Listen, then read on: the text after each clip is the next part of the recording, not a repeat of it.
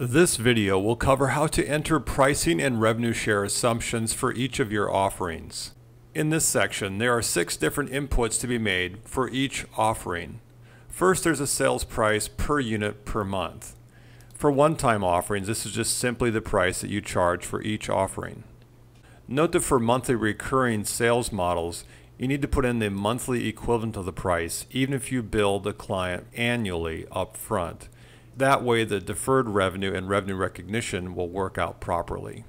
Step number 2 is to enter the annual price escalation. Most business plans should plan on escalating their price annually. For an example, let's enter 3.5%. Step number 3 is percent revenue share.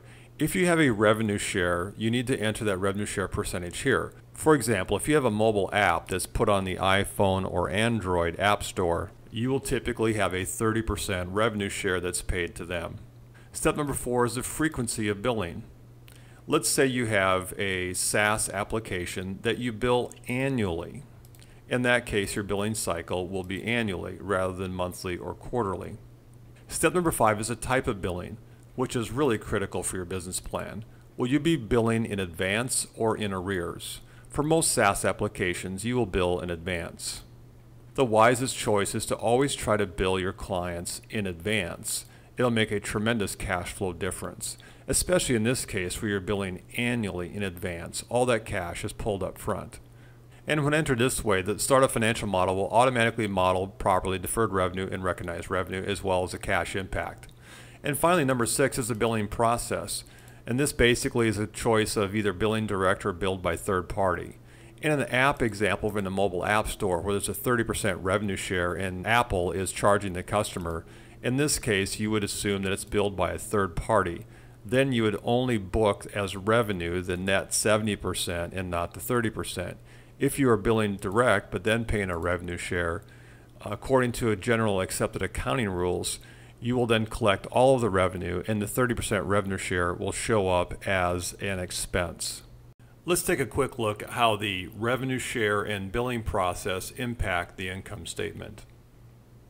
In the case where we are doing a 30% revenue share but billing direct, on the income statement, we will see the 100 products sold for $10 each of total revenue, and we'll see a revenue share expense of $300 or 30% under direct costs.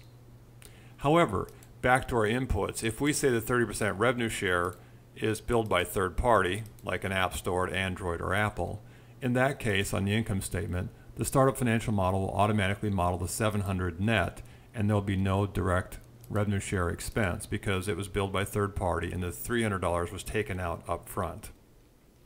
Let's now take a look at the impact of the annual billing in advance and what impact that has on cash, on the balance sheet, and on the income statement.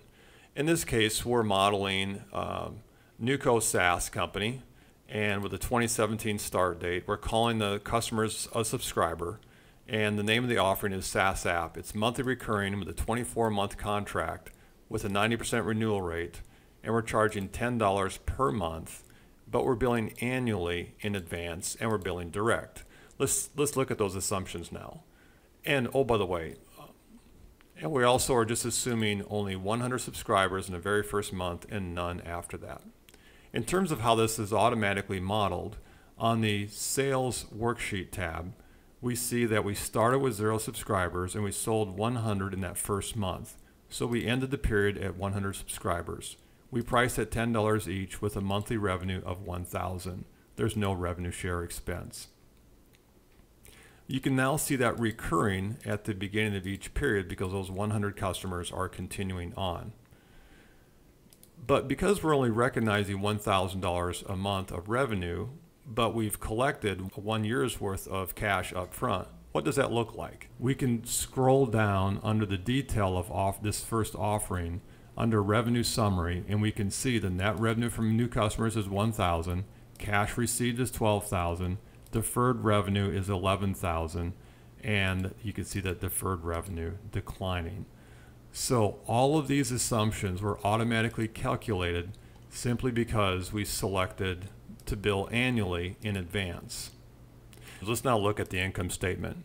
It is what we would expect, $1,000 per month, and as recognized revenue ratably for those customers, 100 customers at $10 per month. There's our 100 customers we have in here, and there's our $10 per month. Let's take a look at what happens on the balance sheet. On the balance sheet, when we ungroup that and scroll over, and I'm going to ungroup the balance sheet here, we show that we've collected $12,000 of cash because we billed annually in advance. As we scroll down, we will see there's no accounts receivable because we are getting all the cash up front for the sale. We also show under liabilities and equity that we have a deferred revenue balance of $11,000 after the first month because we collected 12 but earned only 1. And then that deferred balance is basically running down to 0 until we've basically earned all of that cash that we collected up front. And on the cash flow, we can see the $12,000 that was collected up front. Now, let's say we decided to bill quarterly in arrears. So we're going to serve the customer with this recurring application for 3 months and then bill them. Now let's see what happens.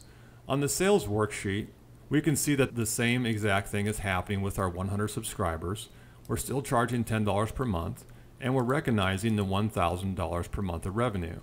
However, in terms of cash and balance sheet and income statement impact, we are now generating a receivable of $1,000 in the first month because we haven't billed them and they haven't paid. We are generating a receivable of $1,000 in the second month, so now we have a total AR of $2,000. And by month 3, we have a total AR of $3,000 prior to them paying us sometime in month 4 after we've billed them. So on the income statement, there's no impact. We can see that we're ratably recognizing the revenue as you would expect. However, on the balance sheet, we now see the AR build up, and we see that there's no deferred revenue. And on the cash flow, we can now, let me drill into the cash flow here. We can see that although we made $1,000 of recognized revenue, our AR increased by $1,000 in month 1, increased by another $1,000 in month 2, and increased by another $1,000 in month 3 prior to them paying us. And in month 4, we increased AR by another $1,000, but they paid us this $3,000, so we have a net impact of AR of $2,000 of cash collected. So all of this is automatically calculated based on simply selecting how frequent you would be billing the customer and whether you're billing in arrears or in advance. Let's take a look now at how the annual price escalation has an impact in the startup financial model. So if we go to the sales worksheet tab, we can see for the SaaS app in month 1, in this case January of 2017, that our price is $10 per subscriber per month. As you scroll across for the following year, it escalates to $10.35 in January of 2018, and so forth each year. The 3.5% is escalating. That way, new customers brought on in future years are getting the escalated price. So in summary, these are the 6 steps for entering your pricing and revenue share assumptions in a startup financial model.